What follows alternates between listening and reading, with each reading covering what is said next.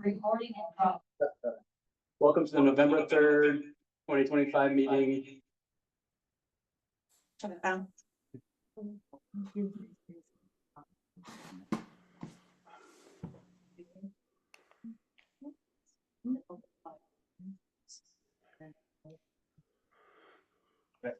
Welcome to the November 3rd, 2025 meeting of the Envision Needham Center Project Working Group. As a reminder, this meeting is being broadcast to the town's YouTube channel and also via Zoom. It is being recorded for publication, later viewing, and administrative purposes.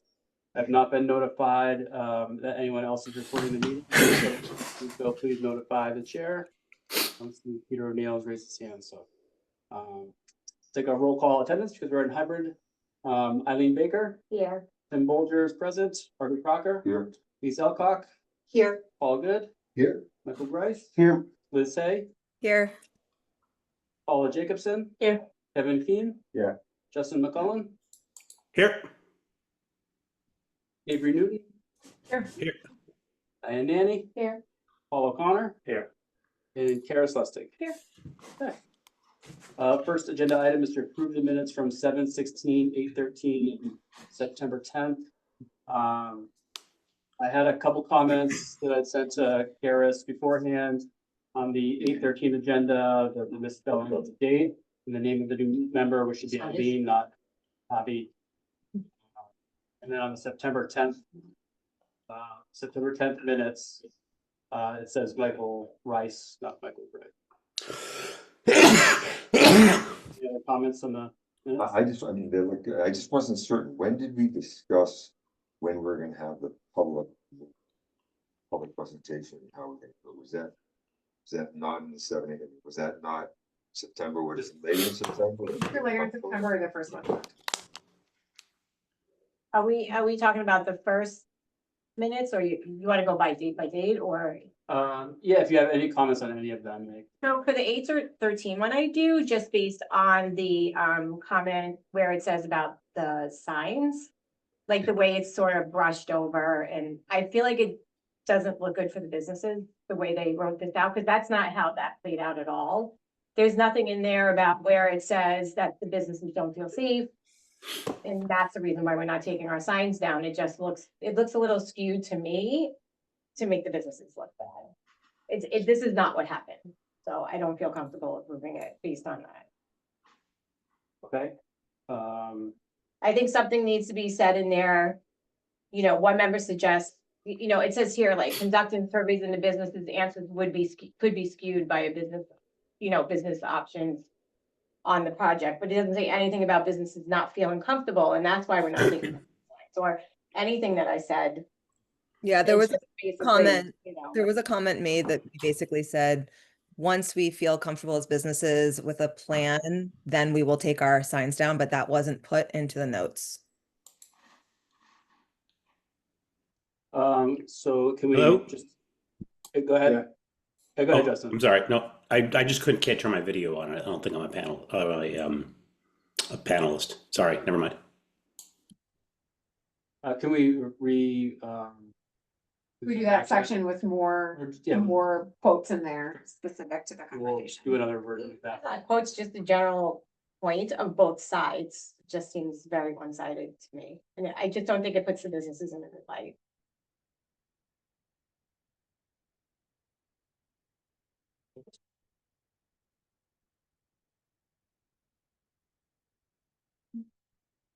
Hearing no other comments, I'll entertain a motion to approve the 7/16 and the September 10th minutes. I just had one comment that was about just the names of the folks on the committee. There was some mention of a Javi Baker, which I think is supposed to be Eileen.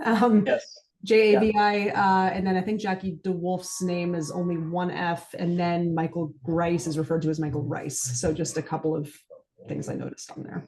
I also think they're referring to Liz as Miss Hayes instead of. Oh, that's right. Hayes instead of Hay. And I think actually, I don't think Jackie was at, because I don't think she's not on the committee anymore, right? So I don't think she was actually at the September meeting. I think the August was her last meeting, but I could be wrong on that. I think, yes, she was at the September 10th meeting. She was at that.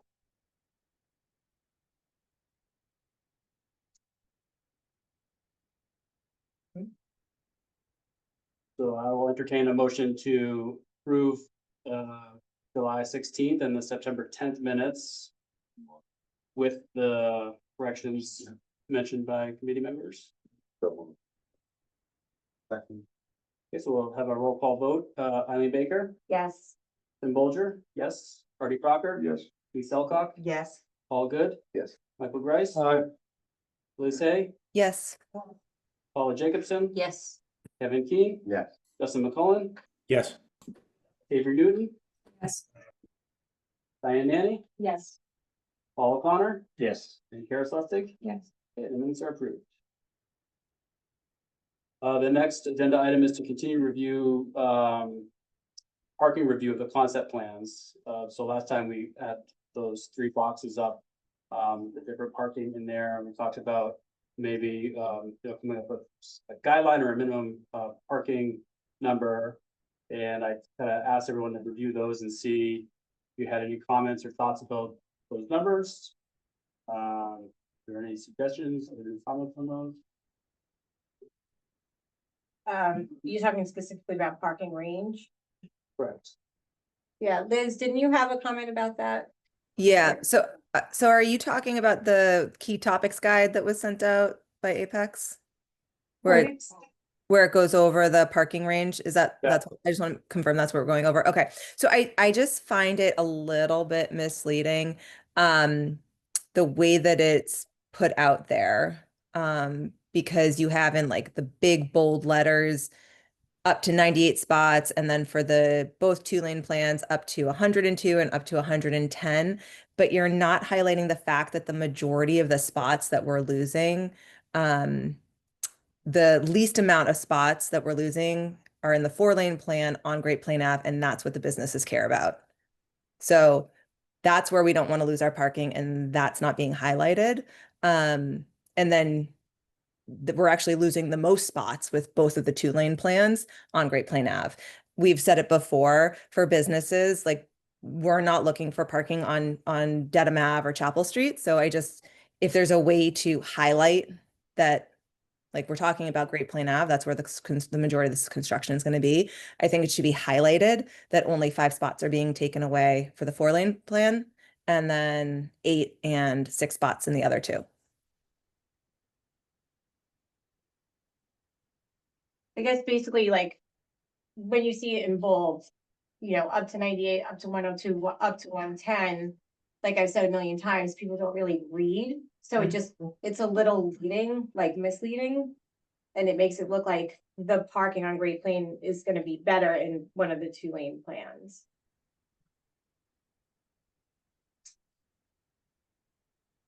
And also adding the spots on Chapel Street is like, we stand with the businesses on Chapel Street, and that would be to a detriment to them as far as that lane is concerned, backing up traffic. They're very concerned about that.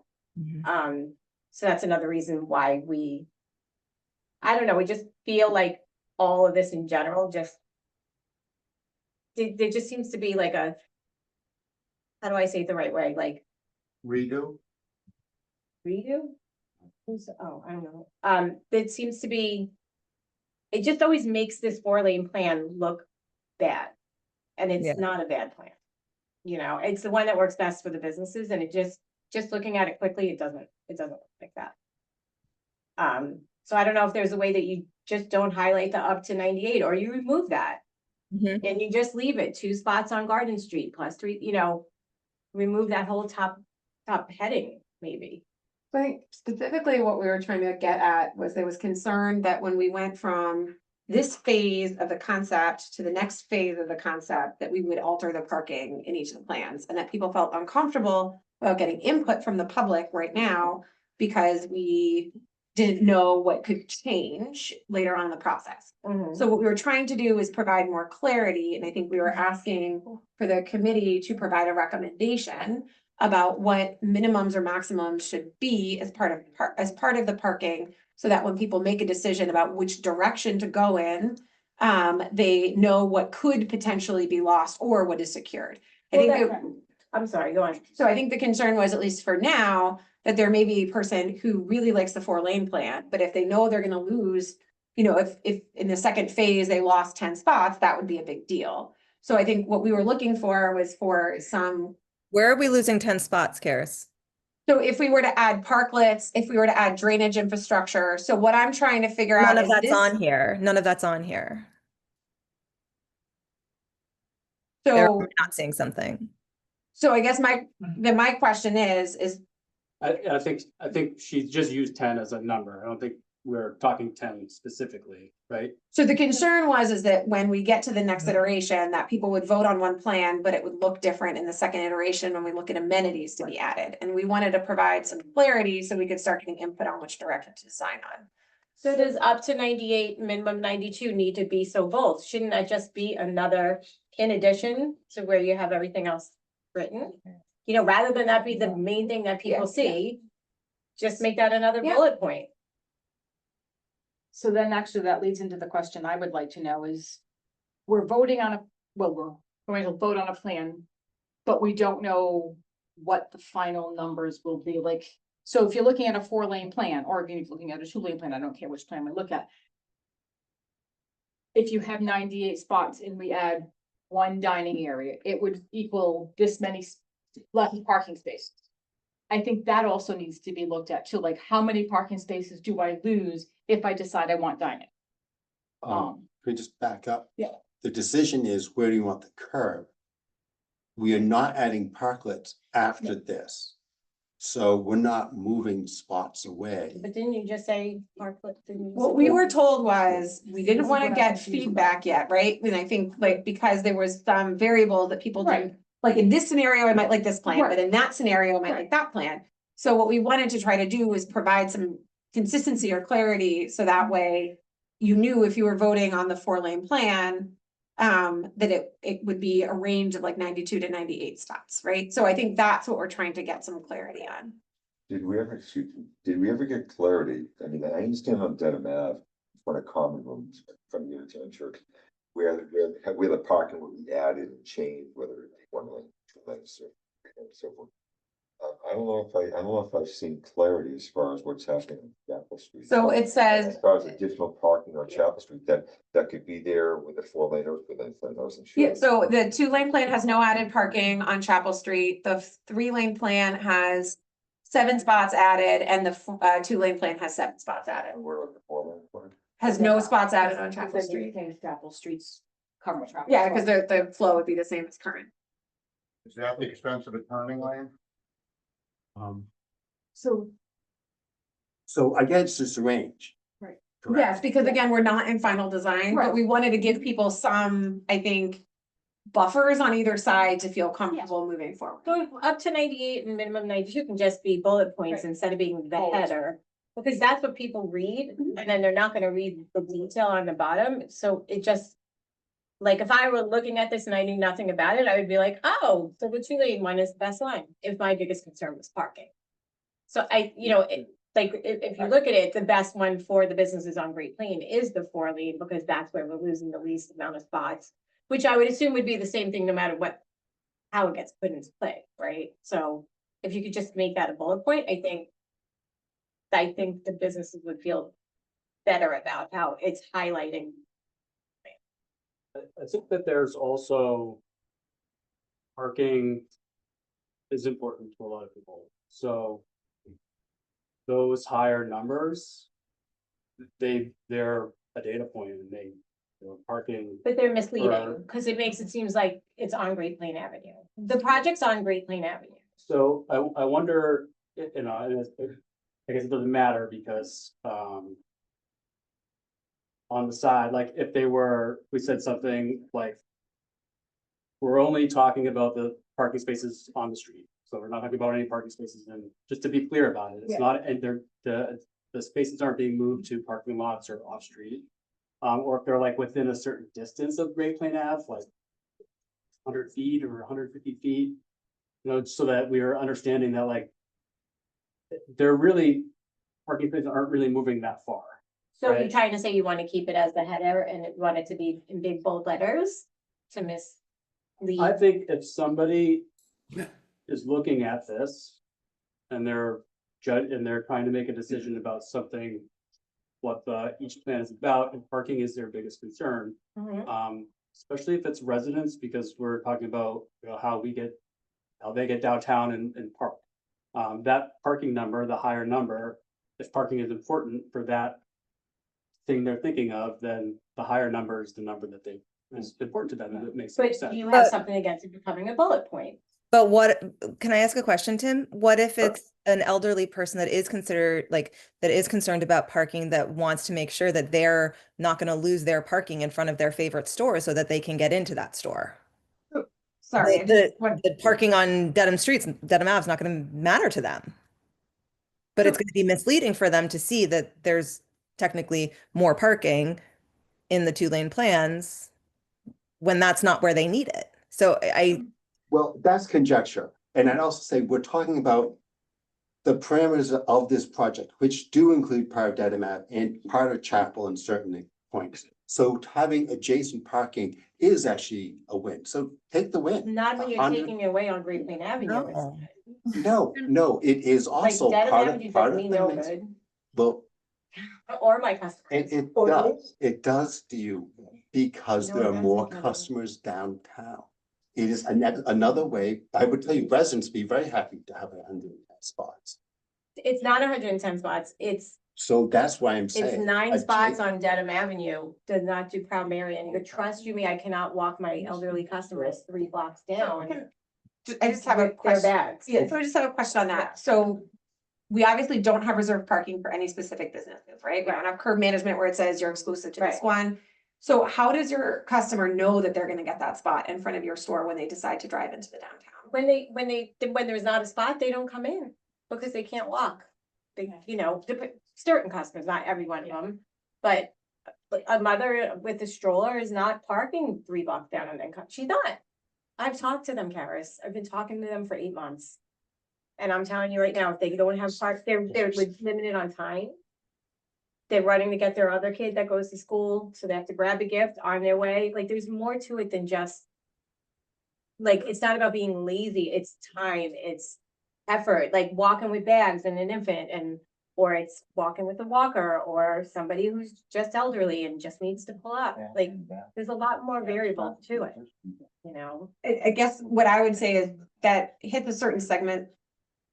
There is a certain segment of the population that you're correct on, and there is also a segment of the population that won't fit that, right? They'd be willing to walk across the street, or they'll go within 50 feet. So do we just or- forget about the people who are at the. No, I think we can talk about both though, right? As opposed to one in exclusion of the other. I don't understand why you guys have a problem with just making those bullets. No, I don't think We're not there's, asking you to eliminate. no, I don't think there's an adjustment with it. I think I guess my question would be, and obviously you are representing the business community, but that there's no getting more parking within 50 feet of your store has less of a value than keeping the parking that's within 30 feet or 20 feet of your store. Yeah, it's more valuable to have parking close enough. Each business feels it's more valuable for them to have parking in front of their store. I mean, and I will say, we hear that too. If customer doesn't find a spot in front of the store, they would tell me. I drove by 3 days this week and it wasn't parking in front, so today was the first day I could pull in. And sometimes it's for convenience, because I'm in a hurry, and a lot of times it is, we have older people or people that have disabilities who we don't have handicap parking in town where they can easily park, so they want to park as close to the store as they can get. So we hear that a lot, but the other question I have is, Kevin made the point that we're setting a curve.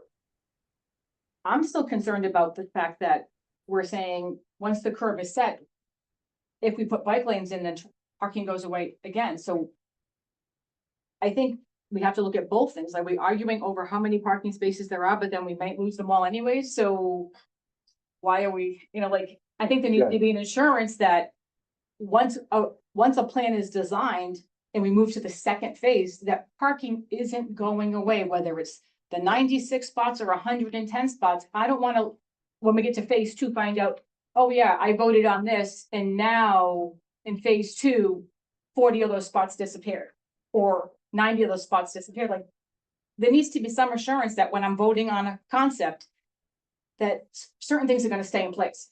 So one of the things I talked to the town manager about is that obviously this is an advisory committee, so what we're doing is we're making recommendations. So we can kind of take two different perspectives. One is we can vote on recommendations that would be then part of the survey that would build out that and say, you know, based on these assumptions, this is what you're making your decision on, and that's the package we would hand over to the select board. Or we could represent to the select board and say, this committee has voted to make these things part of our parameters. Would you endorse that or not? Right. Those are kind of the two pathways. I agree, those conversations are both important. They're both on the agenda as well. Just to try to get to some sort of clarity so we can move forward to getting Because I public think we feedback keep with getting clarity. stuck at these two spots, and I think part of it is there isn't the clarity and there's no assurance, and a business or a community member can't give you their feedback if there's not an assurance that once their feedback is given to you, what they voted on is going to stay true. Margot, and then Justin. Yeah, thanks. Just to Diane's point, I think the intent of having the maximums and minimums was to provide that lower limit and provide some reassurance that it wouldn't be -40. It would be, you know, -6 at the most.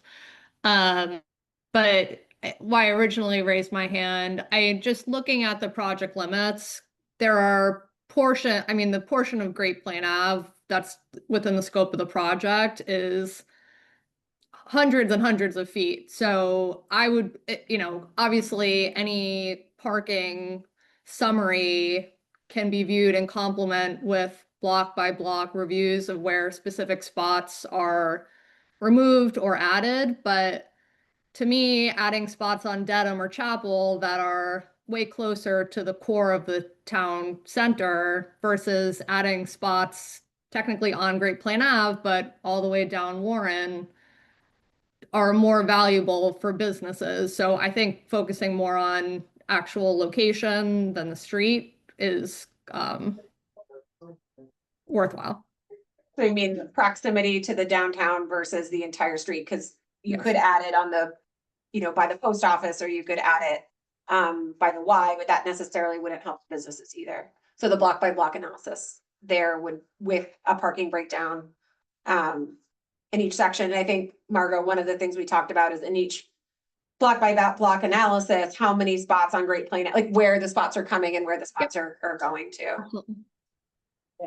And just to speak to that a little bit, in some of the other plans, like even though there are parking spaces, like in the 2-lane plan where it was 110, there are new spaces in front of businesses that don't currently have parking spaces in front of their stores. So I think it's maybe to that point is to point On out Great Plain or on on Great Dedham? Plain, right? The liquor store, Gari, they don't have parking spaces outside of their space today. Gary does, the liquor store does. Gari, I don't think Gari. I think Pretty sure Gari the does. bump up goes down.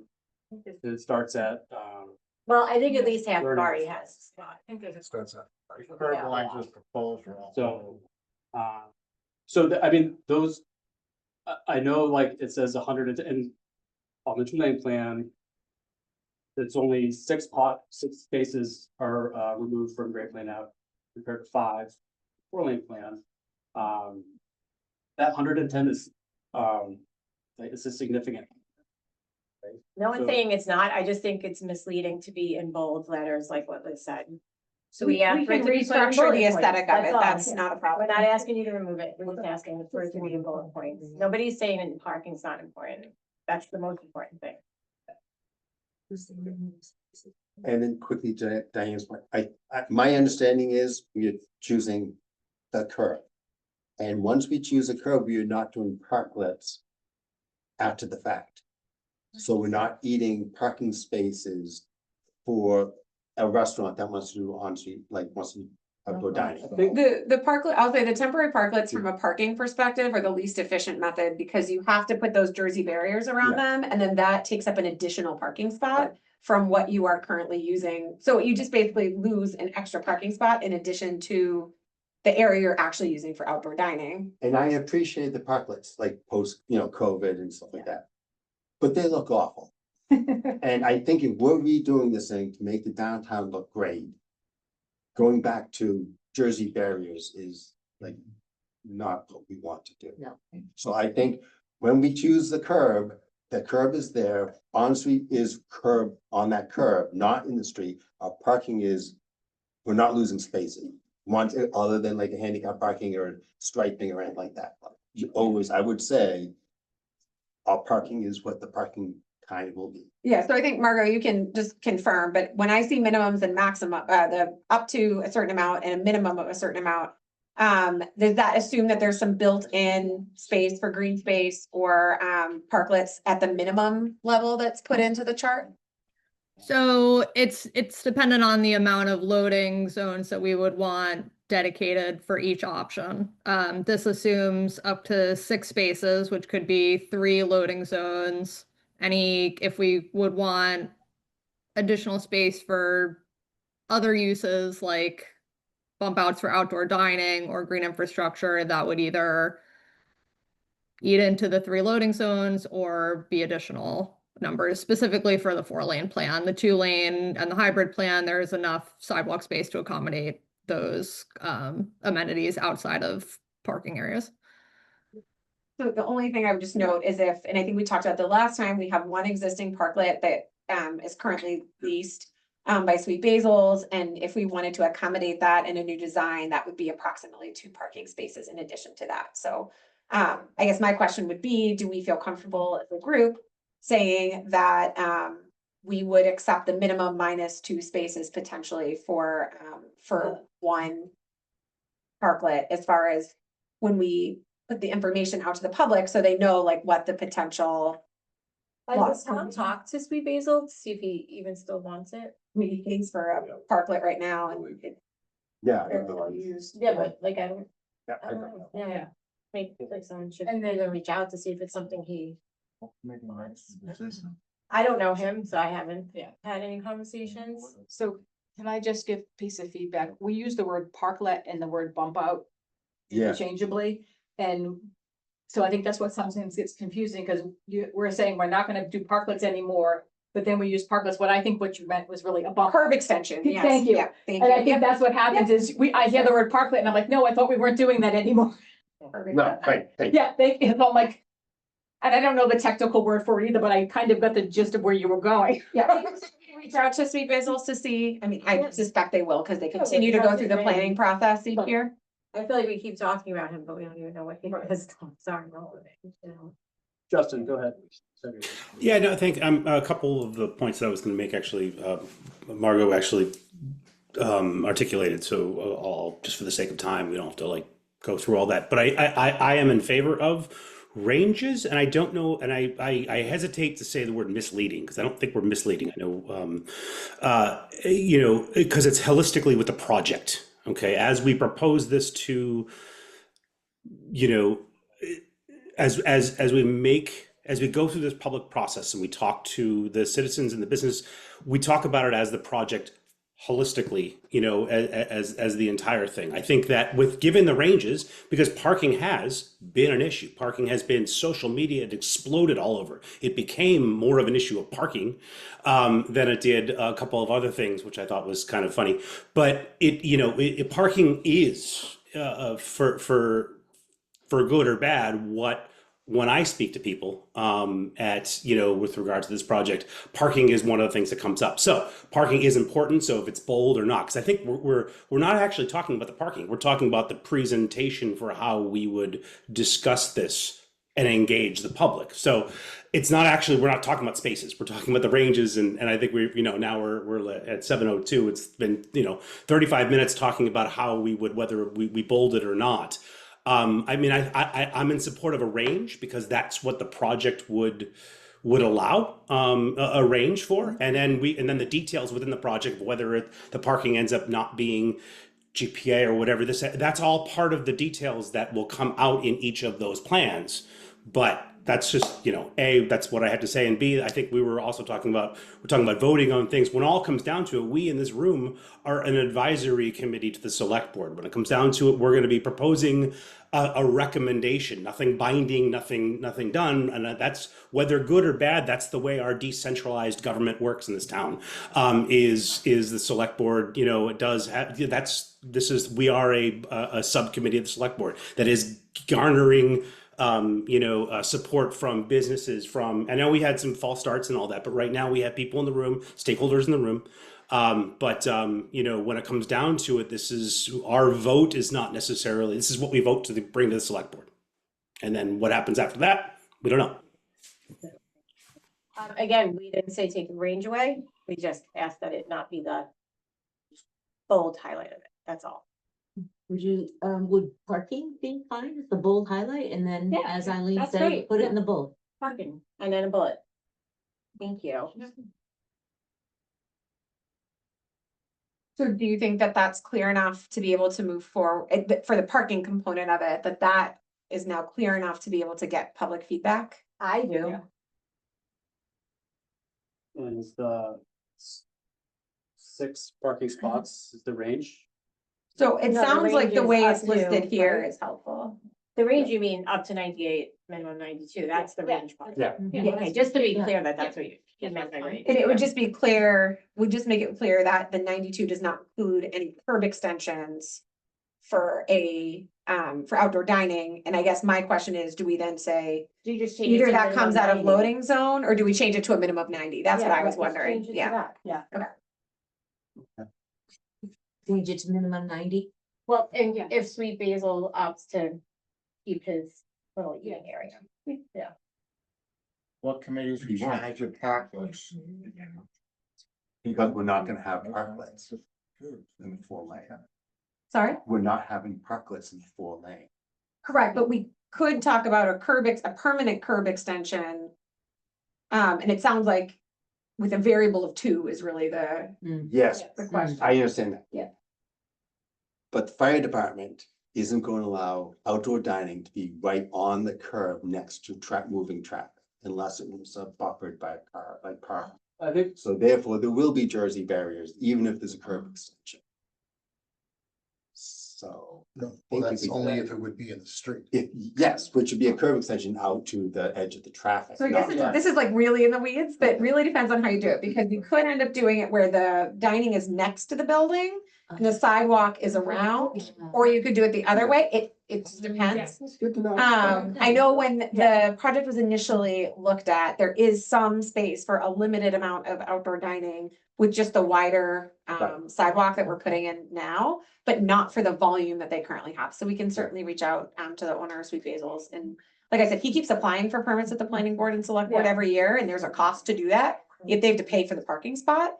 We can certainly reach out.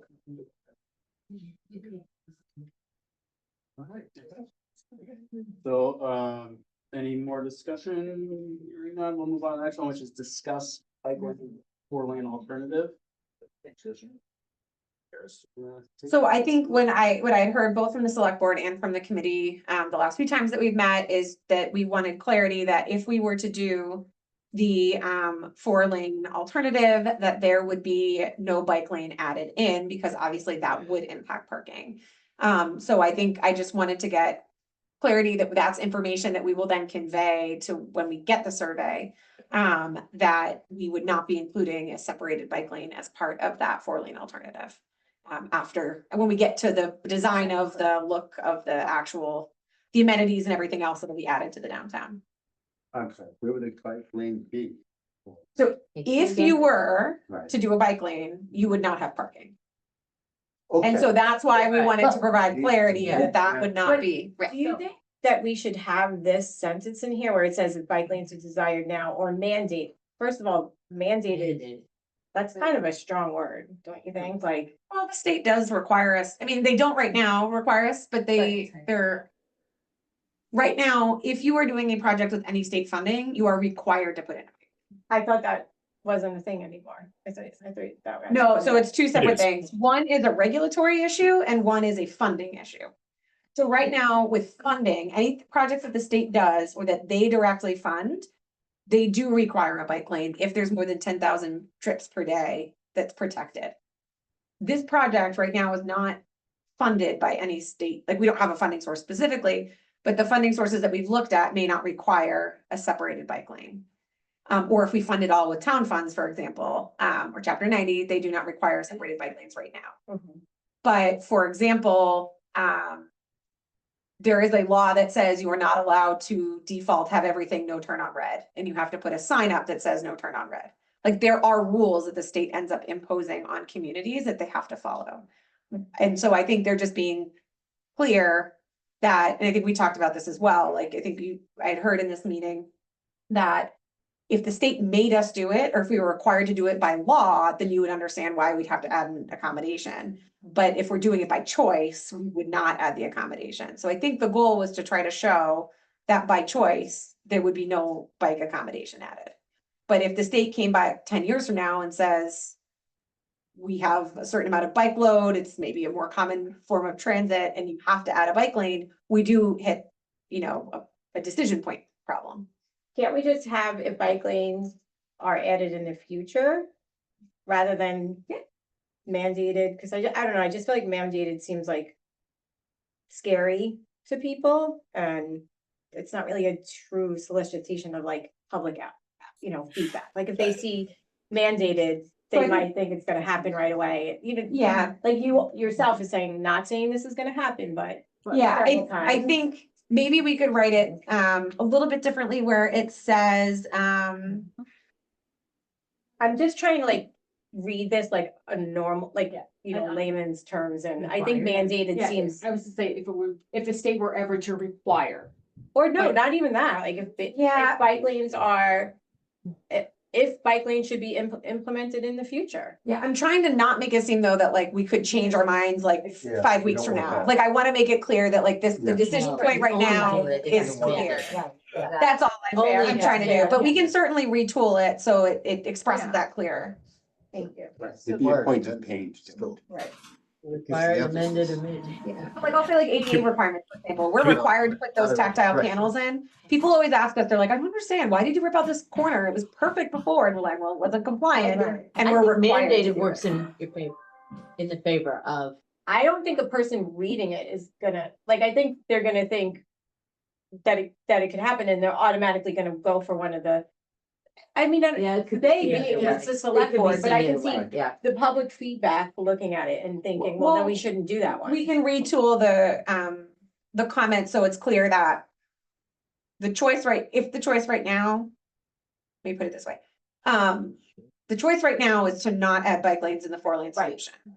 If the choice in the future is, in the future meaning not within Not even this project. Not the scope of this project. Yeah, not within the scope of this project. I think that's where the what you have to clarity let them is. know, is Yeah. that Yeah. this project is not planning to do so. Yeah. Even if you're like, bike lanes are not included in the 4-lane plan, or, I mean, they're not really supposed to be included in any of the plans, technically. I think that, Right, until we get to the next iteration and you see what you can put in each iteration. But obviously, this is the one in which it impacts parking, and I think that's where it's the most critical to make that decision. Because where you put the curb, Right, then you're just changing what color the asphalt you paint as opposed to changing the whole layout of the downtown. I think it's So also, since we're talking about park, sorry, I think it's also important right on that point though, is we have to acknowledge, and it certainly can change, the select board a number of years ago had endorsed a complete streets policy where that they would do during any renovation or any sort of renovations, projects, etc., that they would endorse complete streets, which is multimodal. Multimodal includes bike lanes, pedestrian. So it's how we declared that we would follow. Now, granted, we could declare that we don't necessarily have to follow, or we don't have to follow it, but we just have to. I think it's important to some people in the community that that the select board has declared that, I think it's probably about 20 years ago, maybe 15 years ago. But nonetheless, that we would do, and we came up with a complete streets plan of whether to do multimodal bike lanes, et cetera, throughout town in various projects. So that's just something that has to be on the background and the minds of what we're doing and how we market this. And I think also, Justin, like the other two options, what they do allow you to do is you can alter them without necessarily disrupting parking or disrupting all the drainage, all the other work that we have to do that is all it all plays together. And so I think that's, even if today you decide like, oh, there isn't enough ridership, there's not but it gives you the flexibility to make that change in the future. And I would also say like the complete streets policy does look at multimodal. but having a wider sidewalk where people can more easily either walk a bike, or if it's even wider, even ride a bike. Also provides the same benefit as having a painted, could provide some of the same benefits as having a painted bike. Yeah, and I didn't mean we need to do protect the bike lanes. It's just, yes, we need to, yes, the complete streets paradigm gives you flexibility. Agreed. This is her hand up. That was, Sorry, just in terms of the wording, I guess we're going back to what we were talking about. If you keep saying state, so if at some point this is going to be determined by the state, put that in there. I mean, it could be, yes, yeah.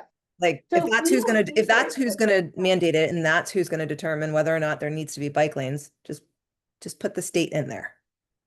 So that they know it's not coming from the town.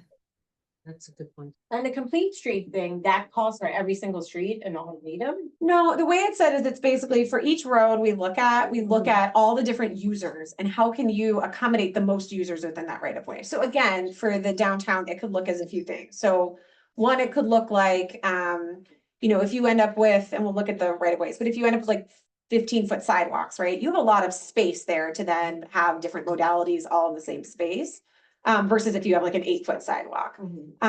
So that could be, an option. Technically putting those like share the road, share it on the pavement markings, that's also considered part of it. So part of it is really like when you think about doing a project, you just have to think of all the users who would use that project and how can you try to benefit them? It's not saying that when you only have in this project, it's really tight because it's literally storefront to storefront. It's not saying you have to fit in a full bike lane, a full sidewalk, 2 full lanes of traffic. Like it's not saying you have to do So that. what's the point of bringing up the whole complete street thing? Like, again, it's a deterrent to the 4-lane plan, I feel like. So I think there are so complete streets as a policy is really talking about thinking of all the modalities. And I think in the 4-lane alternative plan that we have, bikes are probably precluded from a lot of it as far But as they the can width share of the the road. sidewalk. They can share the road. So it's not really, like, no one's saying they can't drive down. No, with the population in our downtown, I think a lot of the bike users are adolescents. And it is very uncomfortable, particularly with all the lane changes and parallel parking to ride in the road. For somebody who's like a seasoned bicyclist who does like triathlons, the spandex set, yeah, they're gonna ride in the road either way. They're not riding on a bike lane. But it's really the question then of that like in between user for, the 15-year-old or the family, where do they feel comfortable and how do they get from point A to point B? the town will apply complete street design principles to all new renovation construction Yeah. projects to the maximum extent feasible. So we can Adopted as say adopted. it's not maximally feasible and that's why we're not building for that particular modality. So I have a question then. Could you ever do like a detour? So instead of trying to detour cars away from the center of town, if you're a cyclist, we're gonna need to provide some type of bike racks for people taking their bikes into town. So if we put a bike rack down by, let's say, the post office, one at the Common and one over by Greens Field, could they not go down Nahoyden to May? Get onto Highland, which then has a bike lane to come into the town common, or go all the way to Warren, which would take them past by the Y, and they not come right into the center of town, but there is a safer way for a cyclist to get, whether an adult or a child, there is a safe way to get into town without driving through the center of town, and that also would not deter our traffic from going through the center of town either. So we're kind of making the best of both if we can do it, keeping the traffic flow of vehicles coming through town, but also allowing there to be a safe space for cyclists. And if we map that road out for people, then it would be a safe way for them to get into town as well. So we have that, and that was actually part of the 2015 analysis that we did. And that was part of the plan that was presented to the select board in 2021. It just depends on your perspective. Do you know what I'm saying? As Yeah. far as, I think Are there bike racks downtown? there are right now on the common, in the new. Some in the new areas. Yeah, in the design that we were looking at in 2021, there were like landing zones, basically spaces where someone could get off a bike and then walk their bike through the center. Again, I'm just representing the communication that the select board received during that, and they got a lot of negative feedback about excluding particularly people who are either trying to get from point A to point B and using Great Plain Ave, or people who are physically shopping within the downtown. And that it was just like, you had the ability to park in front of somebody's store, but you didn't have the ability to ride your bike in front of someone's store. Again, that was the feedback we got. So, can't make everybody happy, which is true. And so I think the idea is just to show, what is possible or not possible, once we get to the next stage. But I'm also thinking like, even if we had a shared lane and a 4-lane plan, which you're saying someone who's a seasoned rider would choose that option. But if we let the community know that there is another option for that less seasoned rider to do this, and there would be a safe place for them to ride and places for them to park their bikes at different points. It's just like if I park my car behind Dedham Savings Bank and then I walk over to 3 different stops in the center of town. I'm not going to move my car every time I go to a different shop.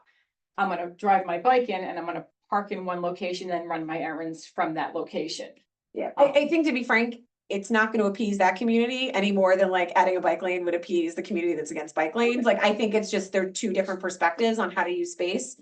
And I think we just need to get public feedback on where the priorities are. And business feedback on it, because like we have a lot to lose with those 4 blocks where, you know, someone who can't ride their bike and park it right in front of my store doesn't really have anything to lose in that sense, where we have like everything to lose. It's our livelihood.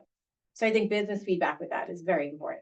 And I think also when you look at the trade-offs of those other 2 alternatives, you also have the potential for more physical space that could allow more business opportunities as well. So there is competing need for that space, even in the other 2 alternatives, as far as, do you add bike lanes or not? There might be some trade-offs and advantages of like, well, if you don't add bike lanes, maybe you can have some more space committed to commerce, for example, which right now we don't allow. Yeah, I guess, I think business feedback is important for that, like how they feel the front of their stores would be best utilized. So I just wanted to add just some context. So complete streets, it's kind of like you know, the nutrition guidance from when we were little, right? Where your dinner plate has, you got your vegetables, you have your grains, you have your meat.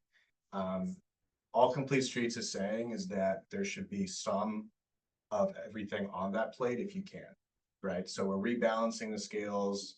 And the majority of the time, it's going to be almost completely auto-centric, completely for the based around cars. So complete streets is just saying there should be some percentage in some places where feasible that allows that for other users. And the reason why there's a difference between, from the state's perspective, between the sharrows, the markings on the road versus a bike lane, is that, you know, research has shown that the majority of the population that would be interested in biking is not comfortable doing so on the road unless they have separated bike lane to do that. And if they do not have that, they just won't bike at all. So that's you know, that's over half of the population that expresses interest in surveys for biking. So there's only 5 to 9% of those people that are considered to be somewhat confident, and they will ride in bike lanes if they need to. But you know, if they don't have that, they will not. And then only 4 to 7% are highly confident, which will they're the spandex people. They would bike regardless. So basically, you know, you have 9 to 16% of that population that would bike without bike lanes, even if there's the sharrows on the ground. So that's why the state makes it contingent for their funding programs that there are bike lanes. That's all I wanted to say. Does anybody know the percentage of bikers in Needham? I don't know, but Avery does have her hand up. Yeah, I just wasn't sure if I was going to chime in. I put my hand up, then down, then up again. But I just wanted to acknowledge that there's certainly nuance here. I've been thinking about, because we saw that previous plan at one point that came up a couple of months ago, and Diane, I wanted to just sort of piggyback on what you're saying, because I think there's a lot of value in having those sort of dedicated like biking amenity zones, landing zones, sort of on the outskirts of town. But like once you're there, presumably as an able-bodied person, you're able to sort of park your bike and then take advantage of the businesses and the restaurants and whatever you're going to do in town. And I personally see maybe more value in that than a bike lane itself, which is just going to be spanning 4 blocks and then kind of stopping. Like I have 3 kids, right? We've got a tag along, we've got a trailer. Like I don't bike on the road. If we go for a bike, we drive to Holliston, which is half an hour away, and we get on the bike trail down there, or we drive to Waltham, and we go out the Central Mass Rail Trail. So, you know, that's just one person's perspective, but I do think that if we're trying to sort of encourage usage of the town, especially with, I see all those middle schoolers. I live really close to Pollard, you know, everyone, the bike racks are full, and I love that we live in a community where people are routinely biking and making that a part of their habit, you know, from a young age. But I see them also coming into town, and the bikes are just kind of thrown along the sidewalk, and they're coming in, they're getting boba primarily, they're coming in and out of all the businesses. And I'd love for them to sort of be like, I can get to town, however I'm going to do that. We have sort of a dedicated landing area, you know, bike rack area for them. And then once they're in town, they can sort of, you know, mill around however they're going to do that. So I do think that there's an opportunity there. I don't know, you know, as has been part of the discussion, if that sort of meets this like complete streets criteria, but I do want to acknowledge that I think there's a way to be inclusive of those who are using bicycles, particularly among the younger population, without necessarily needing to go on and do like a full-on bike lane. So just wanted to sort of piggyback on Diane's comment there. So for clarity purposes, the key that we have that shows the potential for bike lanes, and it says no under the 4-lane plan, everybody feels comfortable with that as far as providing people information to be able to vote on which of their preferred plans they have. We weren't, like the mandated. As long as the. Right, the wording changing, so Yeah. it's clear that for this project, we have no intention of adding bike lanes.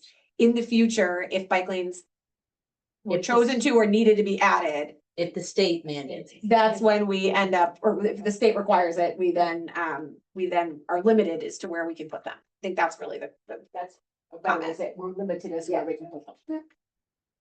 I'll write it down so I don't forget.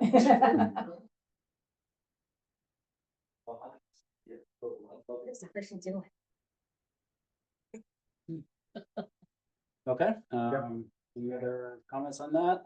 What's the next one, which is the community engagement? So we just wanted to give a brief update. I think a couple things is we wanted to start narrowing some dates down in January, because January is gonna be here before we know it. Did you have, and I apologize, I didn't touch base with you. Do we have suggested dates, or should I circulate them around to the committee? I don't have suggested dates. What I wanted to hear from the committee before I start seeing what's available is what time frame is desirable. When I spoke to my customers, one thing they said was to stay away from, is it President's Day or Martin King? Yeah, which is they go away, like, and sometimes they've had on days off. I would say that to that weekend of the 17th, 18th, 19th. They also, I had a few say like, let people get settled in after the holidays, like, cause they have kids going back to college, things like that. So they'd rather see it like, you know, obviously not right in the beginning of January. We did say mid, but I would make sure it was like either the week before or after Martin Luther King. Did we say it was good survey practice to do 2 weeks or 3 weeks? I can't remember. Anything less than 2 is not ideal. So 2 would be the minimum if you wanted to. I mean, people were fine going into February too. They said the beginning of February because they didn't want it to conflict with, I'm thinking more the public outreach than the survey, like the Actual event, yeah. But, you know, cause of winter break. So you don't wanna let it go too far into February. So like maybe after, could you do like after March? Well, I don't know. Well, this is just, and I haven't looked at any of the other calendar things, but if we did it like the survey, if we have the survey open from like the 12th to the 30th.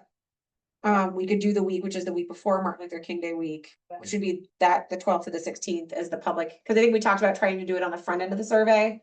So that way, those who want to take it right away, who are listening in, we've got like the highest viewership of any committee in the town right now.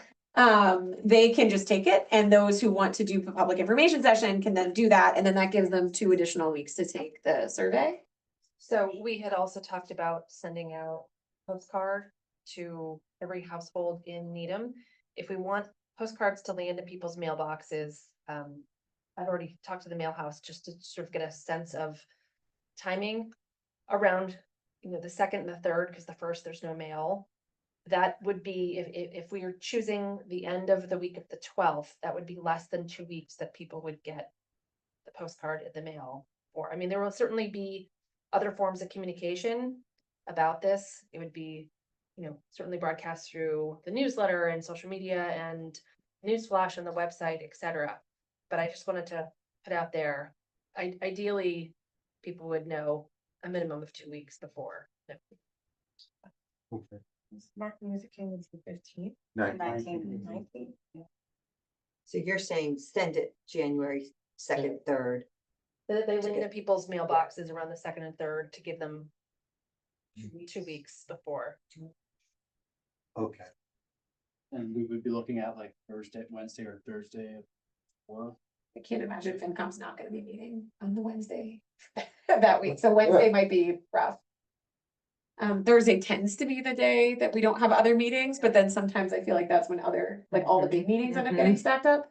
And I don't know what Pollard, like what they have on the plate, so I can certainly just take a look at the calendar of that week and see which days present an opportunity right now. Like so you thinking 22nd, 23rd, like that? I was thinking the week of the 12th, so the 12th, like one of the days, maybe the 15th. But I just want to take a look and see what 15th for the event. for the events. Yeah. And then people will have the survey in their hands, or the ability, the survey will open on the 12th, so they'll have 3 weeks to take the survey. January 12th. January. Yes. And we'll do in person and a Zoom, Yes. and that would be on consecutive nights or. at the same time. Oh, it's the One time. same time. Yeah. Hybrid. Oh, hybrid. Okay, I thought there'd be a Zoom Q&A. So And Thursday, then- January 15th. Besides the postcards going out to residents, will we be making sure like the senior centers get it something, or maybe posting something in the library I've got or? a very comprehensive community engagement list. I will reach out to every affinity group. I will.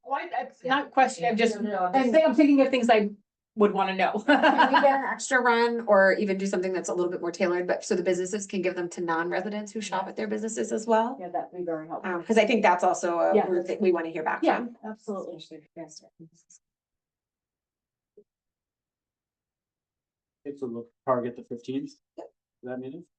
One other item, that I just want to talk about is the town is working on an FAQ. We get a lot of questions in, we've had, people forward their questions. Thank you, Diane, Eileen, and Liz.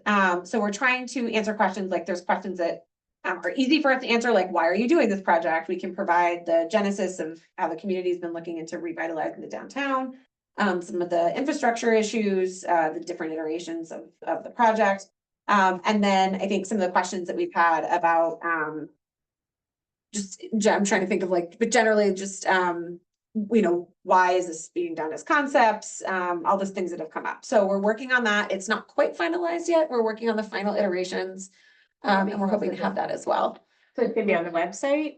Okay. And Liz has her hand up. Yeah, go ahead.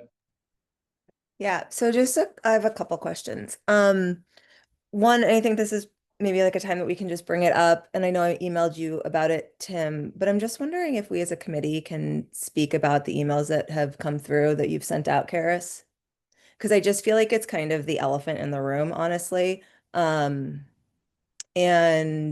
we haven't talked about it. And these people have like taken time to send in their feedback and to us specifically, because we're the committee. And we're not even addressing that anyone sent anything in. We're not talking about it. We're not taking their feedback. We're not addressing anything. So I'm just like, I really think it's important for us to speak about it. Yeah. It is. I mean, we're like, I feel like I want to like explain this as like a business person. Like, I'm really sticking my neck out by being in this committee. Like when I read comments on Facebook, it's like the committee got this wrong. This committee, and I've decided to make myself a part of it. But I also have to see these people every day and their concerns and like when they're taking the time to address us. Maybe it should be mentioned, not necessarily like you read every single email, but it is kind of weird that we just like get them and then nothing's discuss done. it at all. Like, it's just a little strange. Like, I would think that it doesn't make them feel great, and we as businesses have to like look at these people Like, I feel like we should just say, we received 6 emails and the general consensus was this. And at least acknowledge that we're getting them or I something. think that could I be know like a other running committees do topic. that, right? Like, Like it could be. Depends. I've been on committees, I think some committees have different practices. Usually they're not speaking about the content of the emails. I mean, I know you're on much larger committees. Typically, right, the select board, if you get a comment, you just Yeah, don't discuss reply, it. yes, we But you automatically reply don't and discuss reply. it in the meeting. No. You guys don't discuss the meeting that. No, Usually if there's a hearing for like a specific, like, Bylaw change or something. like, yeah, or like a building going up somewhere.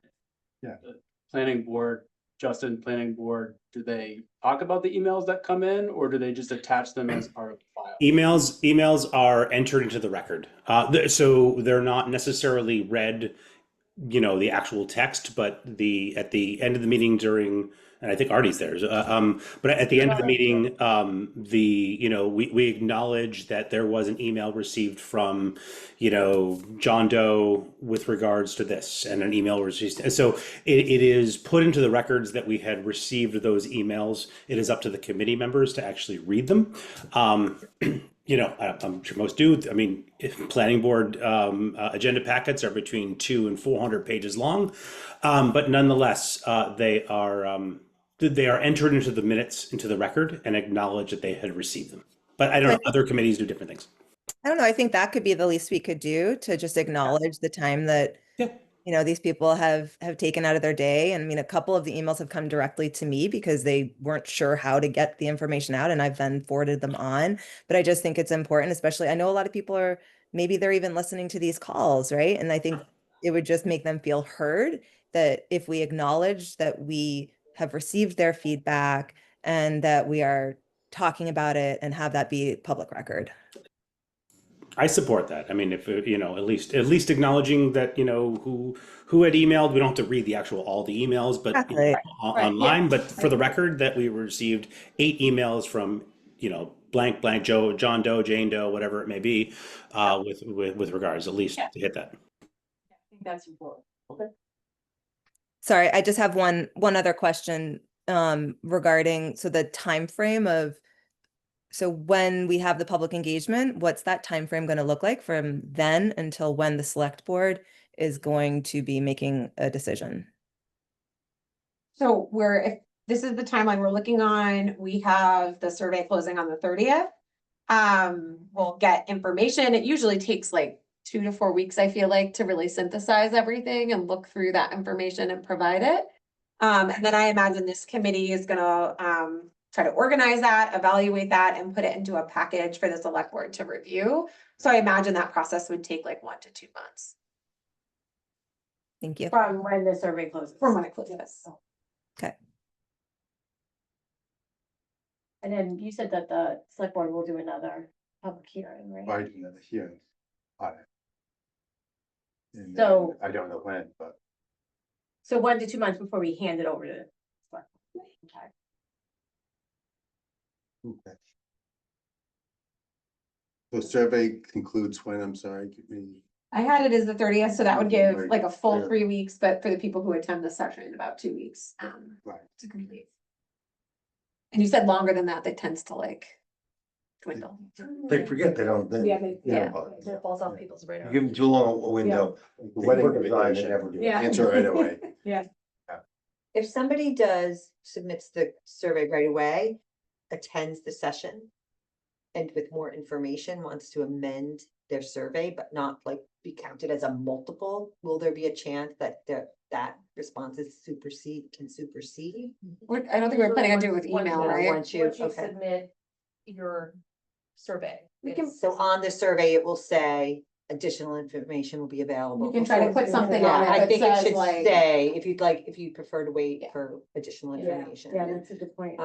Right, because I think they'll learn a lot. But they could also email us too, Uh, change and say, I did take the survey and I have further, reflections on it.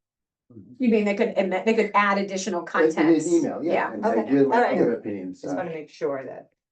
Like, so we would put the name of the who they should email, like the information of where to email it to.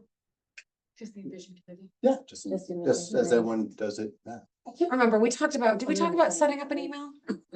We did. Liz got hired. Yeah. We Yeah. have an email, but it is not Envision.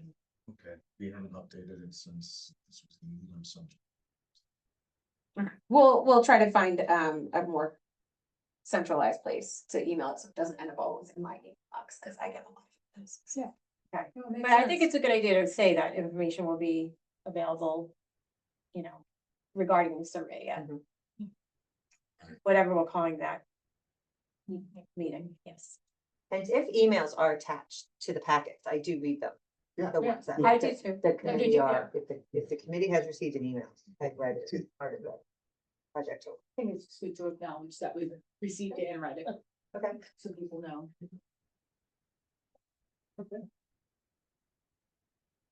Well, So you- conceivably, we're looking at, this could go to select board for the March. I was thinking end of February, but Yeah, end of February, the beginning of March. Guess, yeah, 1 or 2 months. I think we have 2 meetings a month scheduled for February, so it depends. Yeah, all right. Exactly.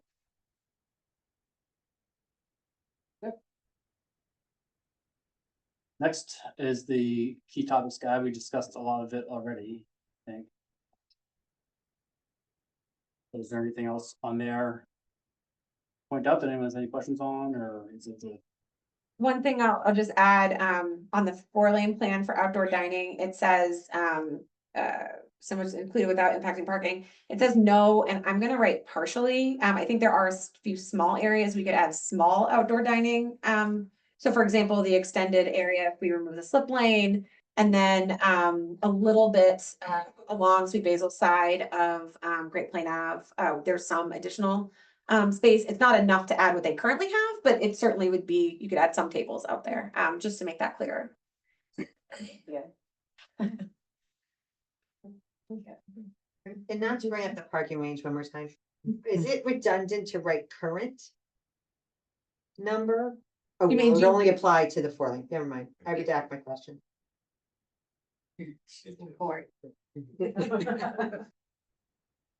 Go ahead, Liz. What's the public art? I've never heard of this. This is the first time I've seen this public art. We're looking at you, Paul. That's you. Paul's the guy. Okay. And where did this come from? It's the last. I mean, So I think one of the items that was discussed at the original conception of the project was the opportunity for additional placemaking. And we have talked about it a little bit, though I can't remember, because it's all been a blur when we talked about it. But additional opportunities for placemaking, like things like public art, to get more people into the downtown to then ideally work and participate in commerce in the downtown, but. I think there was comment at the hearing about public art. Well, I think, Mm. yeah, I mean, I think that was the context. It's, first we get the curbs. Yeah. And then once we know we have the space to work with, then we look at where are the opportunities for outdoor dining, and where are the opportunities for being able to do public art, where, now that we have, a surface to be able to work with, what kinds of things would be appropriate to be able to enhance the overall experience. I think that's where we were at, I think. as far as the- So why is there no opportunity in the 4-lane plan for it? Just because of the physical space, you don't have enough width in the sidewalk to add any additional. It's the same reason why we don't allow planters or sales racks outside, because there's not enough physical space to allow for ADA accessibility and additional physical items within the right of way. So if you widen the sidewalk, you then have more space to put things, whatever those things are. I think maybe that's the way we should, I'm just trying to think, like Yeah. public art Yeah, and I think- placemaking or something, I feel like is You a need to little give some bit more. examples of what public art means and if Right. that's of importance to people, so that, because I can't even picture what it means. it could be murals, it could be And the sculpture, Yeah. most of the sculpture, Look like a mural. Like, There was like Wow. that's on a spots, wall. you know, But there you was can't do- spots that, there were spots in the 2017 plan. Yeah. That actually have indicators on the ground for potential either sculpture or things along those lines. Right. So, you know, all of those have to be, you know, figured out and then funded. But part of the concept is to be able to create places where that opportunity could occur.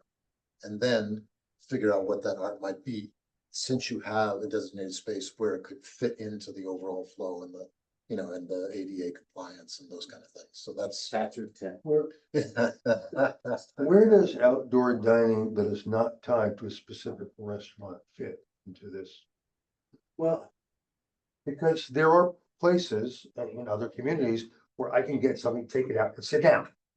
I'm not being served by that restaurant. I may be in front of a restaurant, but I can sit there.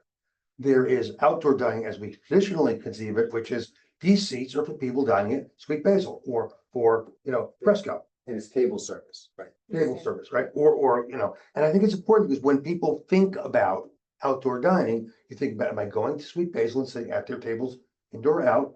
Or can I grab something and sit down someplace? And I think. My question is that conceived of within outdoor dining or is it not?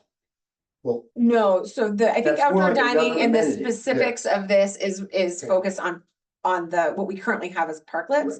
I think it is a little bit because there's no, with the exception of the extension of the slip lane, there's no additional sidewalk width we're gaining across the corridor, except for that one section in front of the Sweet Basil's all the way down to the church.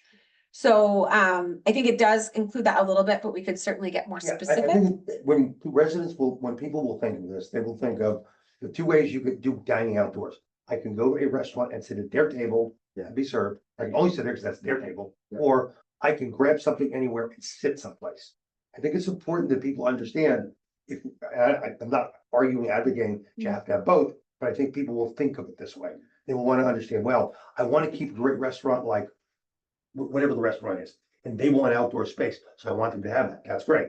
But I also would like to know if, can I sit someplace or can I only sit there, you know, Right. as that restaurant? Right, and I think, you know, if we're able to provide the opportunity by slip lane area and running that all the way down that sidewalk, there are businesses that are both restaurants, or food things that don't necessarily do outdoor dining. Like, you know, when you go to Abbott's, you're not necessarily doing outdoor dining, but right now, a lot of people sit outside, Right. you know, whenever they have the opportunity.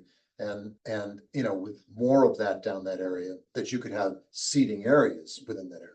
But whether we'd be able to accommodate that anywhere else, it may not be possible. So, you know, fixing the sidewalks is one thing, but you can't create space in a place where it just doesn't exist and retain all the parking.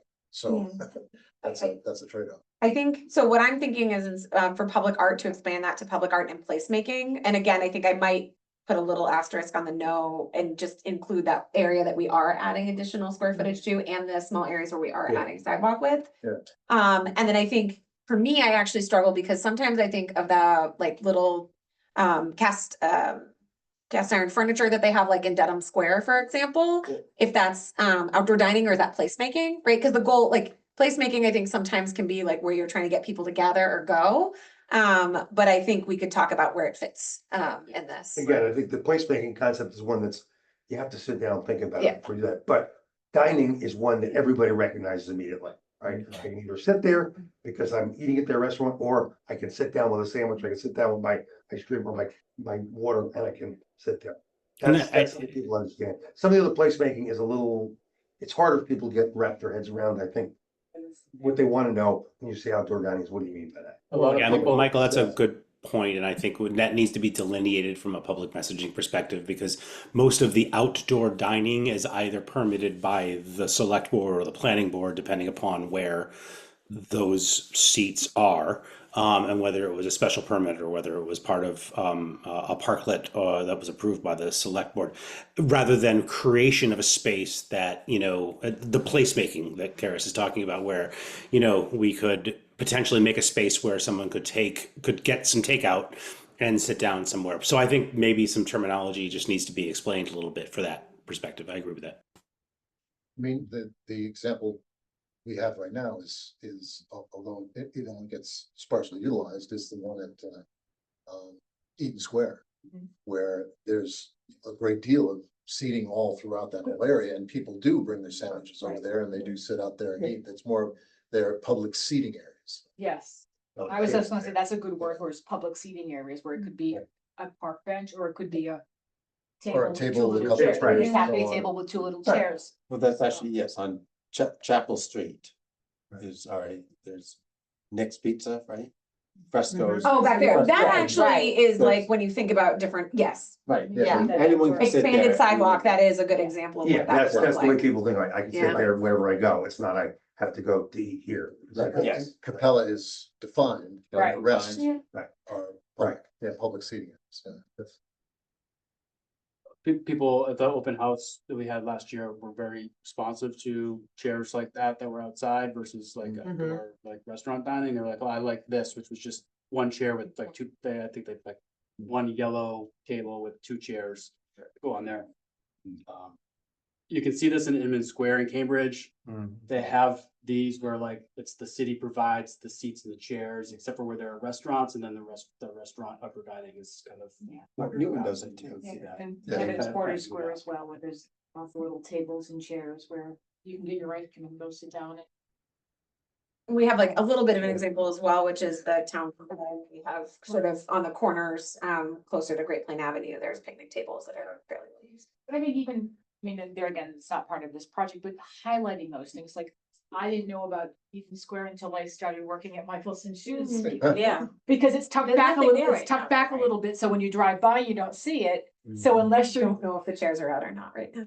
So I don't believe they are. I think just the theory of the whole thing, right, is that Eaton Square is like tucked away in a corner and it's not next to your business, right? It's nowhere near anything. But if you have the opportunity to have something like Eaton Square that's in front of where the businesses are, that helps activate that. Right. So that's I think, part of the good thing about having wider sidewalks and this like additional space out there is to like do those activation things where people are actually doing business. but I think my point is though, that is a great place. But it's not highlighted enough. People don't know It's set further back from the road, which is great, but there's not even a signage that lets people know that if I got pizza at Camilla's, I could walk a half a block and I'd have a place to sit. I see them get the Camilla's and the kids are walking down their street on their early release day, eating the pizza out of their box, but maybe if we could let them know that there's a place there that has tables and chairs, like, I just think that we have lots of great resources and we don't always do ourselves the best service by highlighting those resources. And I We think sell ourselves short. So I just the think. new economic development managers, like, that's top of the list for the new economic development manager's position when they do get hired. Like, we do have great resources, great, we have great space, Opportunities and we, to make we've got it, great yeah. space, but we don't always play it the best we can. So, and there's, I mean, just even with the Eaton Square example, one of the things that we had actually designed a project to be able to have seating so that it actually faces each other. So, because basically originally they were just back-to-back seats. Yep. But that's not a comfortable way for people to sit, they don't do that. So we had a table in the middle and then we had chairs that would go around the outside of it. And so you were always sitting in a place where you could either go to a table, you could put your sandwich down, you do that kind of thing. We've tried to be able to supplement that with the public, with the picnic tables that got placed out there. But of course, they're not anywhere near as attractive as the actual furniture that that is, that was there. So enhancing those kinds of things, I think, where people could just visually see, yes, it's the wrought iron benches with the black tables and so on. It looks like a place you can just go over and sit down, versus picnic tables. So We're right now at the phase of trying to figure out where and if you can fit them, and That's then right. we'll get to the point of figuring out like Yeah. what actually what we want to physically put there. Right. But that is true. It's like showing other areas where it has been successful aesthetically, I think is really helpful. and even being able to enhance those things, knowing that the goal is to be able to make more of these, public seating areas become something that is just common knowledge. I always thought Needham Bank owned that. Like, I didn't even know that was part of the. That's a, They, that's a- Yeah, they do own it. they It's- do own it, There's a, but they let the. town Actually, use it's, it. it's a public, it's a street, yes, a public way. It's a- And there's like 6 parks. I will say for the public art, I do think if this doesn't really convey, but I think we want to get feedback on. For first thing, I think you have to say that it does not include the common. As people will be like, oh, well, I can sit over at the common, so this is sidewalk uses. I think something has to be clear as to where we're talking about in each of these plans.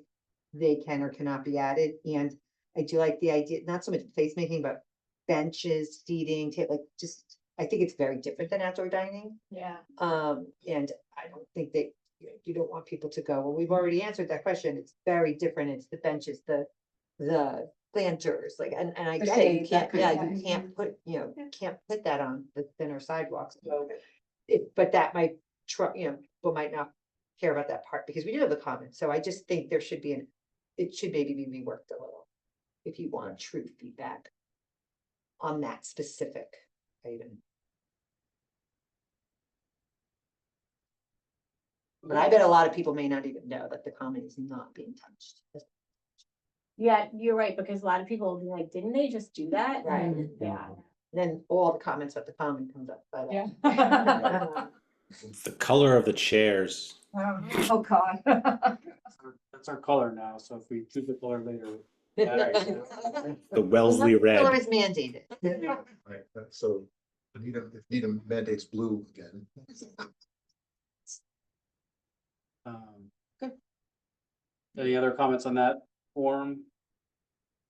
If you do, you can feel free to, something comes up later, you can share us now. The next item would be the review the updated graphic animations alternatives. Margaret, do you want to share or do you want me to share and you can? I think it might be less glitchy if you share, but I'm happy to talk through it.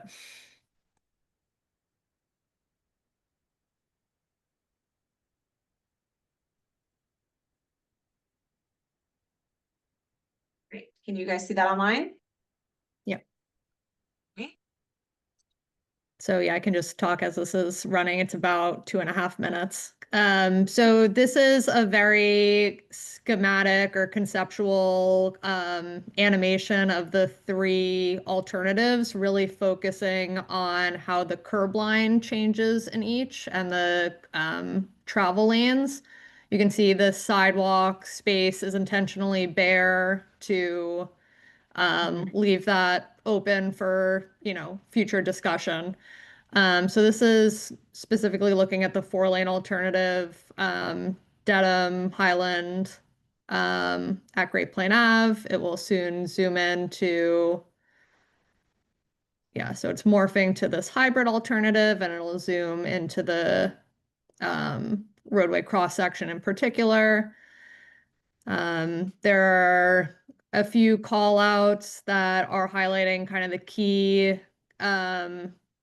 differences in each alternative that are also the same information that's included in that block by block handout that we've circulated previously. Just letting this keep running. So that car just went straight in the left. It has to go straight to them, take a left, because now they're. Oh, that's right. It's It's just pulled moved up there. up. Okay, Yeah. good. I'm like, you don't know the lady over in the chair. So this is now the 2-lane alternative.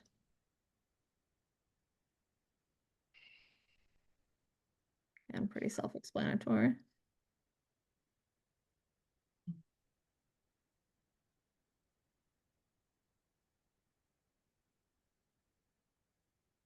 Are you still in your car? Yeah.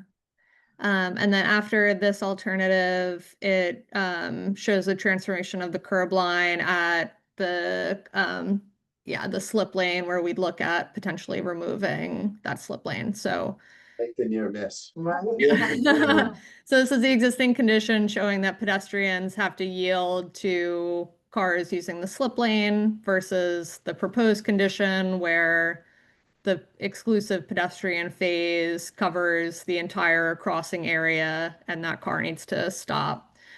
We are showing the potential for outdoor dining in this location, based on the previous discussion of, this would be the one focal point and really all of the alternatives that it could be, an outdoor dining space that's independent of specific restaurants. Is that supposed to be the 4-lane plan? That can be really any. That's just the slip lane. Split That's lane just could the be slip any lane. plan. Okay. So it was a slip lane, it shows the 2-lane as far as the cross section of Great Plain Yeah, Ave. okay. So it just, the curb line would just move Okay. in based on which alternative we go for. Yeah. Although the curb line won't change that much on that side because that profile isn't changing much between the field.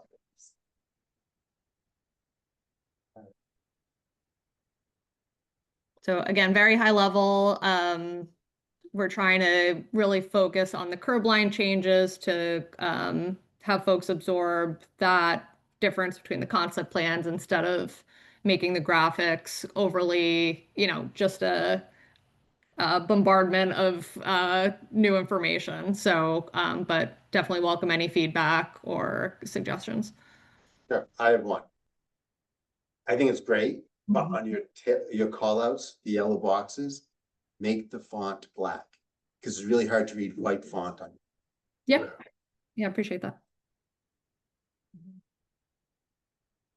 Will there be other sections like the Linden Street, Maple Street, that side? Or is it, are we just gonna be showing? We're just gonna do this those. section is kind of highlighting the differences. I don't want like 10 minutes of video, but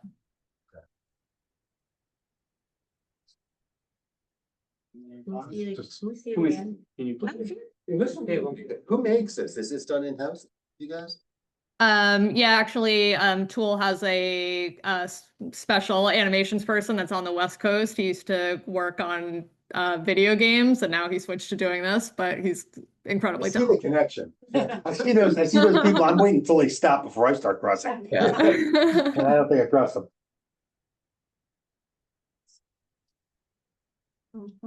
And there's no scenario where there's the left turn on the 4-lane, You mean a dedicated the left? dedicated left and that other lane So they'd have comes to- straight, right? You can't do that that would have bigger implications. There's there's also a layout, like where. the Yeah, thing where it went comes up. through, okay, all right. So this has to be the lane configuration if it's the 4-lane alternative. Do you mean left turn onto Highland? Yeah. I know, I want that too. Can't you have like a delayed? Yeah, that's where, not the right turn. It's based on the turning movements that were recorded during observation. Because the vast majority of turns from that intersection are going into Dedham. So also the struggle is that Dedham and Highland have 2 exclusive phases. They don't run concurrently. And so what it enables people to do is it enables them to clear off of Great Plain Ave and take right-hand turns while the traffic on Dedham Ave is still moving. So it actually allows for more flow of traffic across Great Plain Avenue. Did you ever notice though, how dangerous it is because people go around? Yeah. Like, so, yeah. Well, that's when you have any Right. dedicated 2 lanes that are straight, and you have any that are dedicated, people will go around. It's the same thing if people are taking like a left-hand turn in the left and straight. And if you're going straight and you get stuck behind the left-hand turn, people will merge into the right-hand lane. yeah. Yeah. That's why it's hard to, I can't, That happens a lot going. yeah.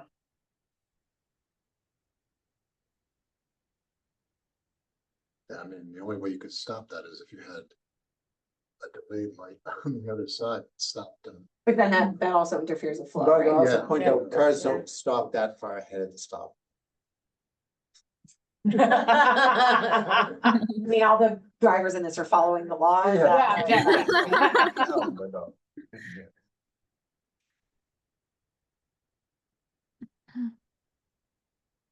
That's a huge wide lane.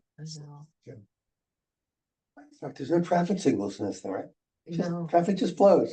It's like a dream.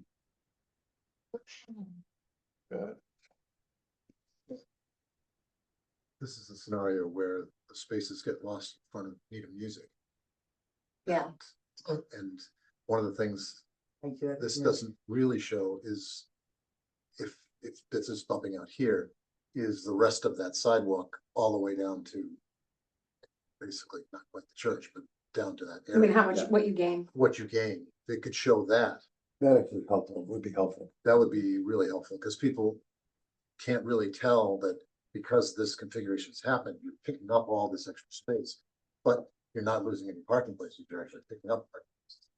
Margaret, was there another sample intersection that you were looking at for those graphics, or was it just that one intersection that we were thinking? It was just that one intersection, but yeah, if folks agree that a different location would also be helpful, I can certainly ask. And can you extend that That's, piece yeah, down to show how far that? Can you like the How about horizon with- line? Can you make it like? you have so a few that- seconds on yeah, that clip, yeah, just Yeah, to show just to show it goes all the way down the street. without And my cars. understanding is now that the model is built, like changing the perspective of the camera is fairly simple. So if it's simply staying there and looking further, you know, eastward on Great Plain Avenue, that should be an easy adjustment. I think that would be helpful, yeah. Yeah, because people then can see it, that change benefited all the way down to, you know, basically where the crosswalk is. Yeah, absolutely. They can, when they're looking at the center too, where the where the common is, they can move the camera back there too, and so you can see further down the other side. If possible, Past Chapel Street? yeah, past Chapel. Yeah. Like both ways. Both Yeah, ways, but yeah. Avery, yeah, there. Go ahead, Avery. Hi, thank you. So I'm interested in the sort of slip lane. I love the animation. I think that's a really effective way to sort of show the design proposed there. I just wanted to, acknowledge that's been a concern that's come up in a couple of the emails, a couple of the conversations that I've had. I mean, I trust that you all have done your due diligence in terms of like what types of vehicles can actually fit and maneuver in that space. But I wonder if it might be worth just sort of showing what a fire truck looks like coming through there, or, an 18-wheeler, or just something that sort of acknowledges like people don't think something can fit, but here's how it actually might work. I just think that might go a long way in alleviating some of the concerns that have. Yeah, I agree. Okay. I can see if that's possible. Maybe it'll be fun for the video game designer. A new challenge. Yeah. An 18-wheeler, Mickey in the corner, show it. Right, that's our flames coming. Not climbing the curb. In terms of showing more of Great Plain Avenue towards Chapel and towards Warren, is it that the entire video would be that extended perspective, or after the call outs, after we've had some time showing that one area, it then pans out for a few seconds? I think just panning out for a few seconds to see Okay. that it's the whole corridor looks kind of far away. Because it benefits from the focus on the intersection, but just at the end saying, whoa, there's more there is, I think, a really great idea. Yep. Will do. Other comments? So we'll move on. The next one is review any updates to the concept plans. I think we had a question last time about loading zones. And so one thing I'll say, and I'll just circulate it out, Tim had asked and Apex had updated the block by block analysis, specifically on the existing, just because some of the areas were under construction when the satellite footage was taken. So they've provided ones now that have continuity of markings. So I will circulate those around after the meeting. I'm trying to buy myself 5 seconds to pull up the draft loading zones that Margot had sent today. I can also pull that up if you want.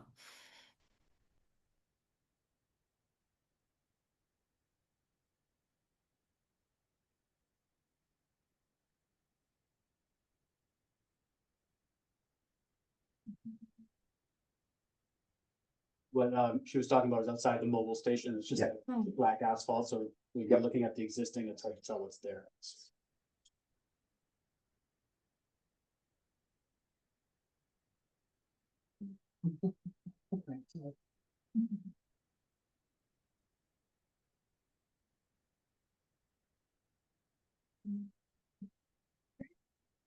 Karis, do you want me to walk through this? Yeah, if you could just go over the thought process, on potential locations. Yeah, so everywhere that is that red hatch is our understanding of businesses that do not have an alternative off-street loading area. We've also overlaid that with these white callouts, which are respondents to the business survey that supported that those observations. There were a few business owners you can see toward the west end of the project limits that noted that they didn't have alternative loading accommodations. We're just, before hatching out those areas, we wanted to confirm the. Sorry, trying to see if I can blow it Gareth, up. you're but not it's, making this easier. Sorry. That is Okay. as good as I can get it for tonight. Sorry. I will email it around and we'll post it on the Take your website. X out, like Yeah, the table of X out. contents. Get a table of contents. There you go. Oh, perfect. All right. You- So wow. we really focused the cyan or like light blue areas are proposed loading locations. You can see those are geared more towards the portion of the corridor that where businesses are relying on the on-street loading. And then we have also just provided some initial thoughts on locations in purple that might be good short-term parking, either for customers, dropping in and picking something up, or Amazon or UPS trucks that are making a quick delivery, which are more located more consistently throughout the corridor. So thoughts in terms of the dedicated loading zones, we did think avoiding the block right in front of Town Common was important, but had one loading zone on either side of that core block. It did seem like initially we were looking at having one eastbound and one westbound, but after reviewing the specific circumstances of each business, we thought that really having both on the westbound side of the corridor would make the most sense. But then having several short-term parking spaces on the eastbound side of the corridor. And then should a third loading zone area be desired, certainly the added spaces on Dedham Ave represent a good opportunity in terms of new spaces, very close to a lot of businesses, but not along Great Plain Avenue in particular. So as shown, each of these loading zones is 40 feet, which is the equivalent of 2 parking spots, which would be those 6 parking spots included in the parking range. The purple zones, because they can be, used for customers or delivery vehicles, we are considering just being part of the overall parking count. So all of this is certainly, subject to further refinement and appreciate input from the group. I have a question. So if there's a loading zone in one of those spots that is designated from 8 to 10 a.m., for example, it's parking for the rest of the day. Correct? So I can't recall, Margot, in the survey, if we got feedback on the times of day that the deliveries were to bound it with time We limits at this did. point. We did, and it's in the little call outs, and I'm zooming in on my end. So very few of the businesses limited it to the morning hours. Many of them are 9 to 3. Well, I guess my question is, can the business say, I get deliveries on Wednesdays at 2 o'clock, so can we make it from 1 to 3?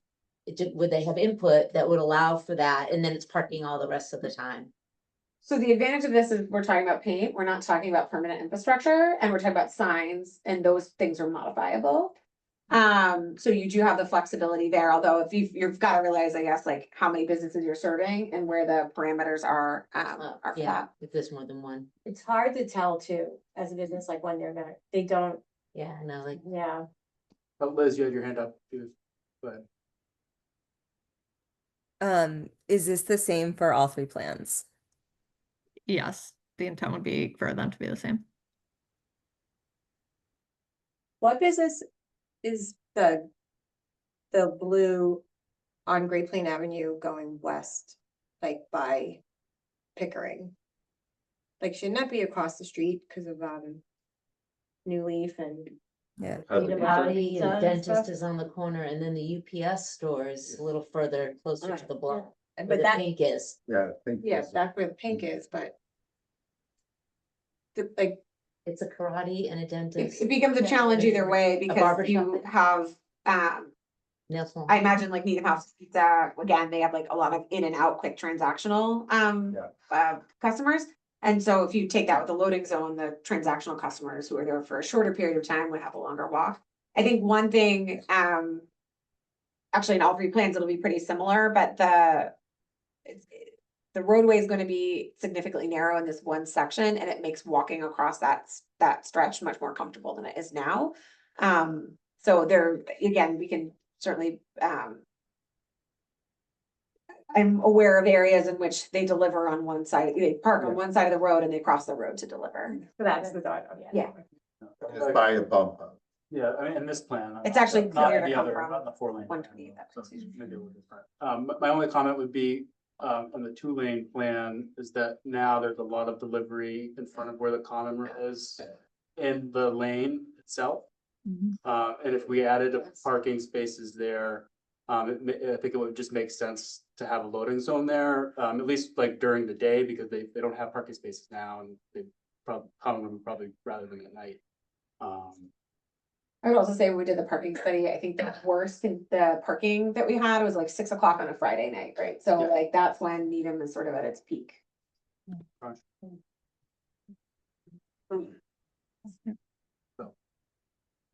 Yes. Interesting. We would.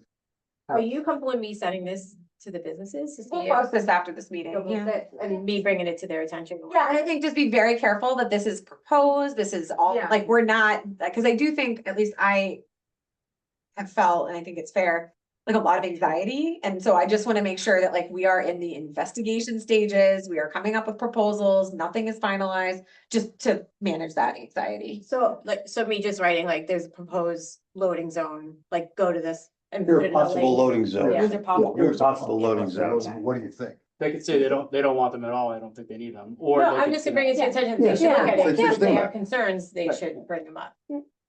Or if we were gonna do loading zones, what do you think about the positioning of? these Yeah, loading I don't have every business's email, like, but I can send it out to as many as possible, because I think it's important they look at it.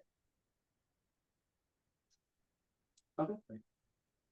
And that's like a show of faith, right? Because they have been asking about it, so like we can accommodate it in some way in all the plans. It would be helpful to, is a little description of what was just described as to how they ended up with. The it. logic, Because yeah. people just say, oh, why did you put it there? It's like, Mm.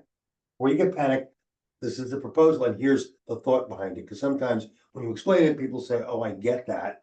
Or, oh, wait a minute, is that really why it has to be that way? So just anything that just explains the thinking that went into it as it was just explained there. Doesn't have to be go on for paragraphs. Just to say, And it could be updated or, Yeah. like adjusted as time went on if things change. Right, not I think. permanent. Yeah, That's not really permanent. So is Not that, permanent. can you put that on the website where this will be? Like, write those things down. I'll just literally be like, Yeah. like, you guys should take a look at this. So we can have like both loading zones. Yeah, we'll talk about drafting up like a little quick. And I'll make sure to write, things can be changed. Yeah. I just don't want anyone to get like I get it, yeah. extra anxious when they don't I think have to. get possible extra is anxious. important. Yeah. Because it isn't even proposed per se. It's like. It's possible. You would in ask, every way, so here's yeah. here's what we would recommend, because that's when people think it's proposed, they think, okay, that's where they're gonna Right, be. right. Is it possible, so we asked Right. for loading You zones. ask for loading zone, here are the and here's possibilities. Here's the possibility. Did the businesses ask for loading zones? So we were told that one of the concerns that they had was loading of, loading and unloading for their deliveries. Yeah. We were told the way that this was accomplished primarily in Needham is through double parking, which isn't good for traffic flow, isn't good for parking. It's not an ideal solution. So, yeah, and not part of our zoning bylaw. So I think the goal was to provide, if you're gonna redesign something, you wanna design it in a way that accommodates all the uses. Okay. And also that this was based on the survey information that came from the businesses. Where to look at them, That, yeah. yes, where they're located, so that, this is not just a, sort of concept idea. This was done based on the factual information that we gathered from businesses. Okay. More discussion online. The next agenda item. That's all you have, right? You have to go to back. Would be the to adjourn. I see Liz has her hand. Oh, let's go ahead. Sorry. Yeah, sorry. Two quick questions that I forgot to ask before. I noticed that this, like going over the survey wasn't on this agenda. Can it be on the next one so that we can review the survey questions again? Because I think Avery, were you working on them? Yeah, okay. Is that a possibility to add for next time? Absolutely. So it just, we weren't at a place to review it yet because we hadn't looked at those changes and, so if we're at a place, I will say we did decide earlier on, that we were gonna talk about the matrix, if we wanna do the matrix or not, although feeling very much like I'm in a movie when I talk about the matrix. That was on the agenda and I know that will take up some amount of time, as part of it. And I think my goal is to not overload each agenda since we have time, right? That was sort of the goal. To not overload each agenda, each meeting with all the items and try to sprinkle it out so we can spend the appropriate amount of time on each item. The select board has also asked us to go plan by plan, block by block again. Like as a committee, so we'll be doing that next meeting as well. Okay, all right. And then my second, I meant to ask it when we were actually going over the minutes, but I was reading through the minutes and I saw there was something that I had brought up, I believe in one of the August meetings, asking for the 3 costs for each plan, and it said that Karis would get that. So is it possible to get that to us? Yeah, we're working on that right now. With Apex, we are meeting with them tomorrow. I'm sure they'll have an update for us. So we can certainly talk about it then. Again, I go back to what I said before, which is the cost differential is gonna be on the scope of work. So if we touch less things, it will be cheaper. Once you start touching things, which we have to outside of the areas that have already been constructed on, we have to touch most of the downtown. And the cost won't change very much depending on where you put the curb line. It's gonna change more based on how you do things like address drainage, how much we have to change as far as the existing right of way that was updated. That's where I think the cost differential is gonna come from. Okay. Mr. Chair, Yes. I make a motion to adjourn. I'll second that. Any discussion? Hearing none, we'll do a roll call vote. Eileen Baker, Yes. and Bolger, yes. Lisa Alcock, Yeah. all good. Yes. Michael Grice, Yes, Liz Hay, Yes. Paula Jacobson, Yes. Kevin Keen, yes. Dustin McCullen. All of that, okay. Avery Newton, Yes. Diane Nanny, Yeah. Paul Connor, Karis Lustig. Yes. All right. Thank you.